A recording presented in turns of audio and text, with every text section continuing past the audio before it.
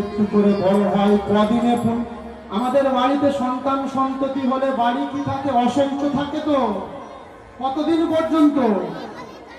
কবে ষষ্ঠী পূজা হয়? 21 দিনে। বাবারা অত জানবে না, মায়েরা ভালো করে বলতে পারবে না। বলুন তো মা, ষষ্ঠী পূজার দিনে এদিকে কি লাগে? বড় বড় একটা সাদা কি ফুল লাগে না? কটা? হাঁসের ডিম।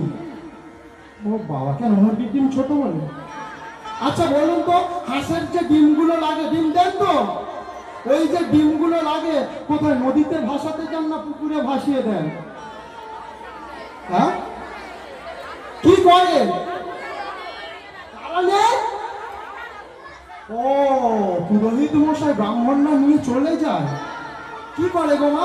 ওগুলো নিয়ে কি বিক্রি করে দেয় না খায়? ও আচ্ছা আচ্ছা, ভালো করে ভেবে দেখুন। আজকের আপনাদের পাড়ায় হরিবাসর হচ্ছে, বলুন না আপনাদের বাড়ি আমিষ রান্না হয়েছে? ডিম রান্না হয়েছে? ডিম রান্না হয়নি? ও, পূজায় তাহলে ডিম দিচ্ছেন কেন? একবারও প্রশ্ন করে দেখেছেন ওই ডিমটা কি কাজে লাগে? বলে না, আমার বাবা ঠাকুর দ্বারা দিয়ে আসছে, আমরাও দিয়ে আসছি, তাই না? আমাদের প্রথা চলে আসছে, আমরা চালিয়ে আসছি। আজকের দেখুন কিসের জন্য চাইছে আমরা বিচার করলাম না, আজকের আমরা ডিম দিয়ে পূজা দিতে শুরু করলাম। তাহলে পূজা দিন না, সব পূজায় ডিম লাগান না। কেন লাগাচ্ছেন না? শুধু ষষ্ঠী পূজায় কেন দিচ্ছেন? আমরা জানি না, বিচার করি না। আবার মুরগির ডিম দিলে হবে না, হাঁসের ডিম। সব থেকে ভালো লাগে মেদিনীপুরে এই প্রথাগুলো নেই। কেন নেই জানেন? মেদিনীপুরের মানুষ শিক্ষিত মানুষ, মেদিনীপুরের মানুষ একচেটিয়া শিক্ষিত।